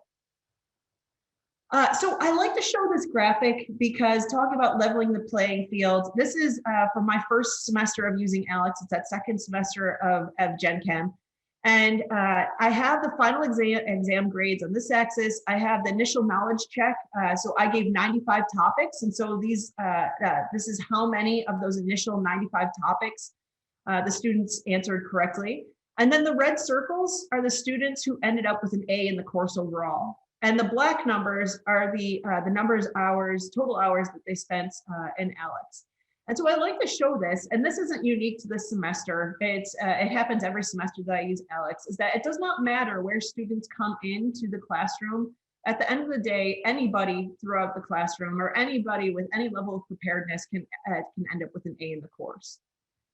And again, I think this just drives home the point that ALEX, it levels the playing field, and students with any initial knowledge check score can earn an A in the course. They just need to, as we've been talking about, students need to put in the work and the effort to learn the material, so that way that they can get the grade and learn the material. Okay. Let's see. So I want to show you, I think the power in ALEX is showing you how it works. And so just remember that there's always, every student, when they use ALEX for the first time, is going to do that initial knowledge check. And then there's that cycle of learning, assessing, learning, knowledge check, assessing. And so I'll be showing you this stuff. So let me get out of my presentation. Katie, I just want to, I know that just to respect everyone's time, we have about 15 minutes or so left. Sure. Just so that you can prioritize your demo. Sure. Okay, so give me just a second here. So I'm going to show you ALEX. And with one of my older courses, the first one, the one that from the pandemic semester, wonderful. And the meat and potatoes of ALEKS is this objective editor. And so I'm going to go here to my class summary, and it's the heart, and it's how you program the course. Something I did want to point out is that I have it paired with Silberberg, but ALEKS is actually textbook agnostic, so you can use it with any system. It's a better experience if you have it with the McGraw Hill product, because then they can link to the textbook. But here, this objectives editor, this is where you go and you kind of set up your adaptive homework course. And so right here on the left-hand side, these are all the available topics, and there's almost 700 topics. So you can go through, we actually have template courses with about 200 topics in there to kind of give professors a starting point. But you can go and say, one of the things I like to pull out is solids. I don't go over solids with my pre-health professionals, but if that's something that you like, you keep it in. It's very customizable. And it's real easy to make these changes. All you need to do is just take it and drop it over into the assignment that you want. So over on the right here, this ALEKS objectives. When you hear the word objectives, you want to think homework assignments. So you know how you have a homework assignment due, I used to have homework assignments due every Friday. Well, in ALEKS, we don't call them homework assignments, we call them ALEKS objectives. And so these folders here, these all represent different objectives. And the number next to it is how many topics are in that objective that's due on this due date. So it's real easy to go and create these objectives. Again, you're not going and picking individual questions, you're picking topics that you want the students to learn. Now you'll notice in this first one here that it's quite large, okay? In general, best practice is that you have about 10 to 15 topics per week. I usually have 2 objectives per week to spread it out because students are procrastinators, and this helps move them along. But this first one, you see it has 89 topics, and that's because for second semester, I want to see that they retained the information from first semester. There may be students coming in from other universities, or maybe the students didn't get the material the first semester. So this is a way that I'm telling them these are prereqs or things that I think you need to know in order to begin. Now I'm showing you second semester. For first semester, these topics are going to be different. It's going to be a lot of math and physics. So for those of you that were saying that math is a concern, well, ALEKS addresses that because you can put in the math topics that you want to make sure the students are prepared to know. So that way the playing field is level and all the students should know those math topics before they start the semester. What else did I say? Okay. So I want to show you an example of a question. So I'm going to go down here, and that limiting reagent question is one of my favorites, but another one is deals with calculating pH. And so from this objective, this is a question that I assigned, calculating the pH of a weak acid titrated with a strong base. And so as I'm assigning questions, I can just go double click on it, see the problem, I can see the explanation, and then click show another to see what the other questions look like. Now they might all look very similar, but calculating the pH of a weak acid titrated with a strong base, there's a lot of calculations that go in. And some of these calculations are going to be before the equivalence point, some are going to be after. When you're assigning topics in the adaptive ALEKS homework portion, like I'm showing you right now, you don't choose those flavors, but I'll show you in just a second how if you want to do that in a non-adaptive assignment, you can see all the different flavors for each one of these topics. Something else to point out is that it's always nice to give students a break. And so these different colored folders here, these are called Open Pie. And it's time where students can go work on objectives that are topics they may have missed, or that they want to review before an exam. They're just kind of catch-up periods. So just keep in mind with ALEKS, before they start this objective, the first thing that they're going to do is they're going to take that initial knowledge check. And as an instructor, you should get 100% because you know the material, but that's not what's going to happen with the students. So they'll take that initial knowledge check. They'll see some portion of these 89 topics they'll have mastered, and then they'll need to finish the rest of those 89 in order to finish this first objective.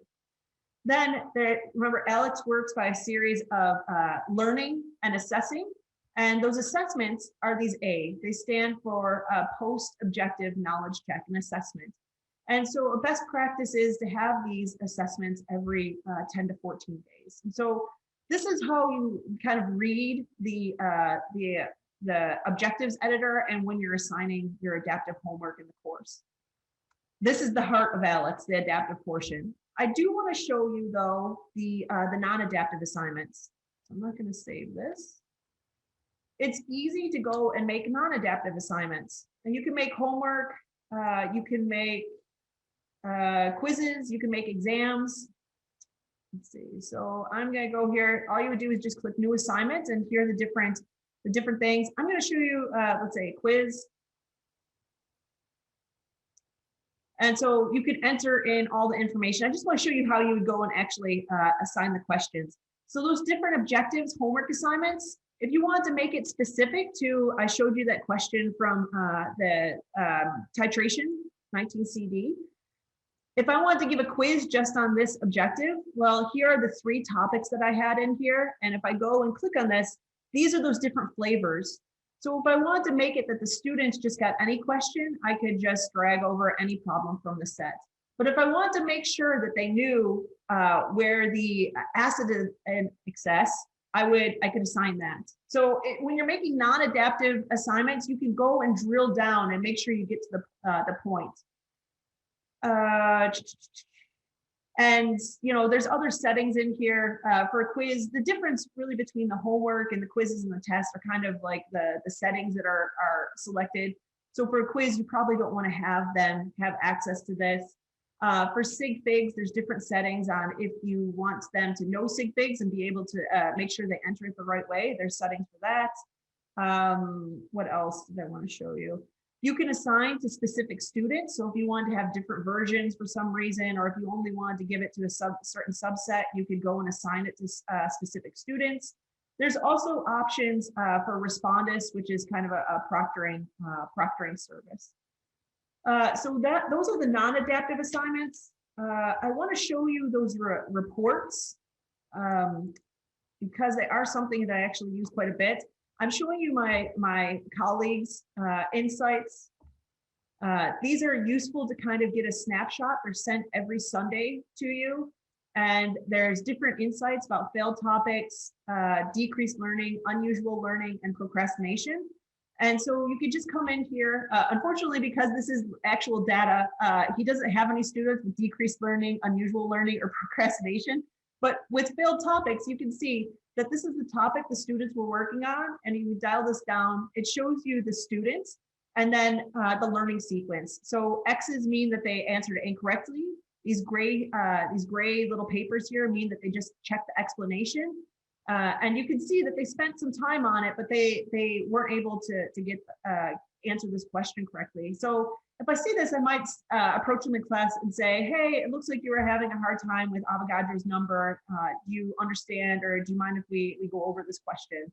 And then here's another one, green checks mean that they answered it correctly, but you can see that Justin here is really not understanding what's going on because he's checking the explanations, happened to get one right, but then he's still getting them wrong. So just the level of data in ALEKS is kind of, it's just wonderful. There's so much information. Another report is progress report.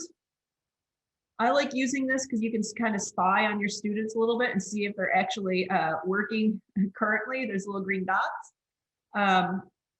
Let's see, progress. There's a lot of reports. I'm just kind of highlighting the ones that I use quite a bit. So in the progress report, what happens is it shows the students how much time at that point in the course they've spent in the course, when they last logged in, when they took their last knowledge check, and then it shows the dark blue are topics they've mastered, the light blue are topics they've learned since the last knowledge check. And this usually would show you for their current objective, how far they are. If there's 7 objectives, how many of those 7 there are. So it gives you a snapshot of where the students are in the course and how they're progressing along on their objectives in the class.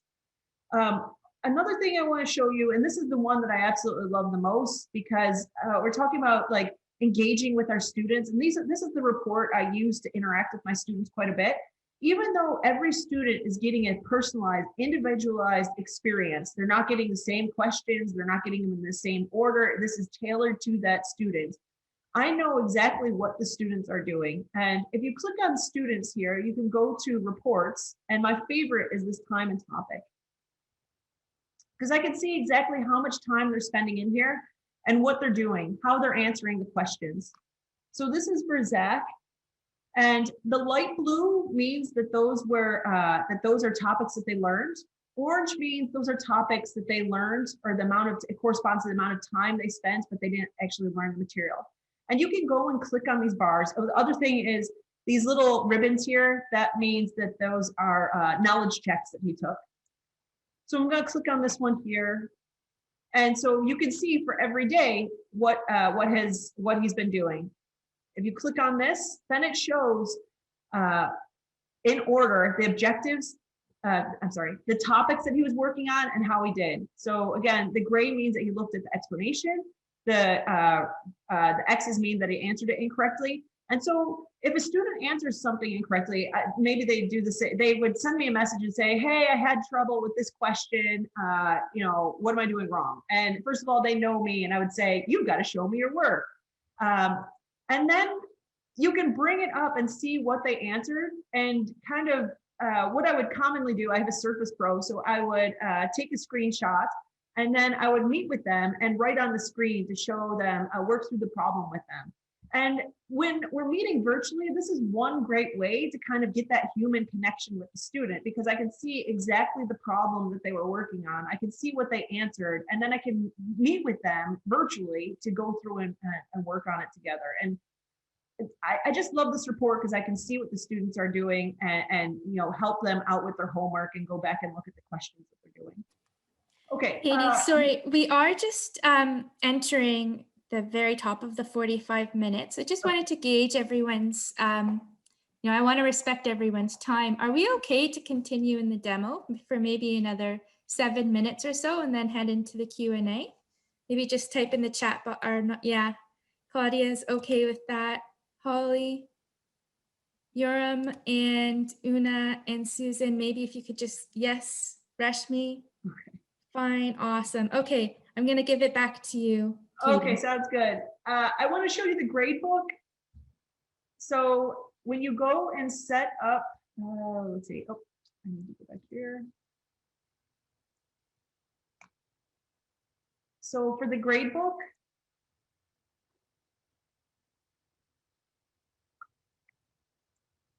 how you use Alex, again, how you implement Alex is so customizable. What we usually tell instructors, or we instruct them to do, is in terms of the adaptive homework parts, there's two components to the grade. Oh, come on.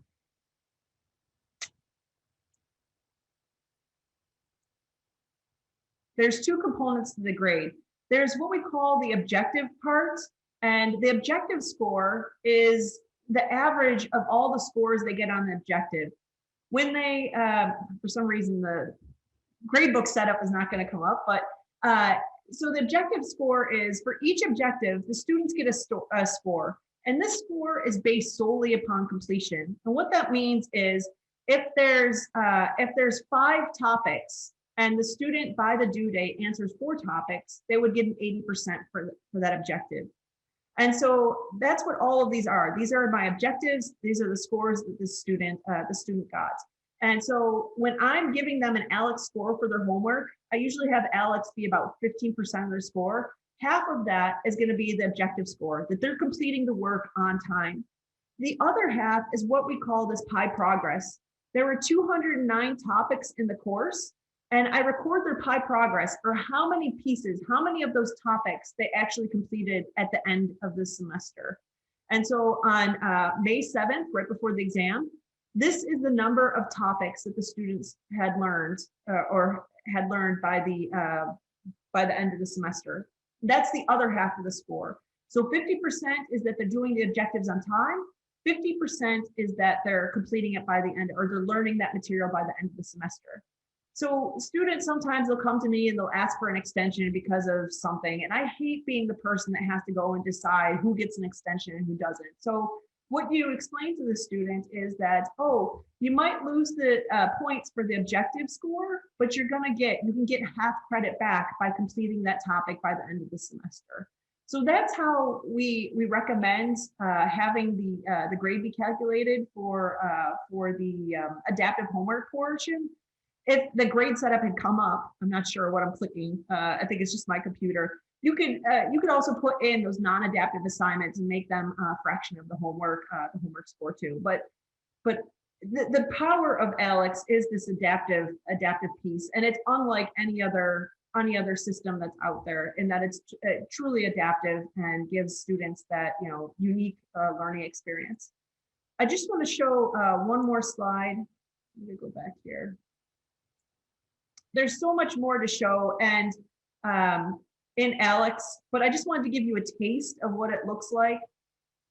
When you're using ALEKS, remember that ALEKS is so customizable, so it's helpful to go in and understand how much time you want students to spend outside of the class.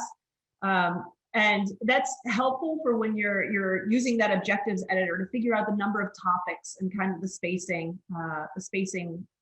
of the topics. In general, when you're using ALEKS, you want to keep in mind that students can complete about 3 topics per hour.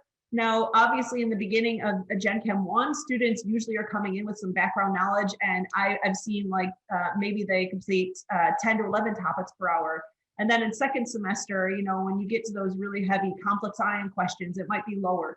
But it's a good rule of thumb to think about them being able to complete 3 topics per hour.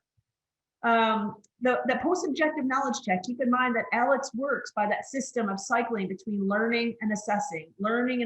That assessing is how the AI works because it knows when it assesses them, it knows what their current knowledge state is. So you don't want to get rid of that.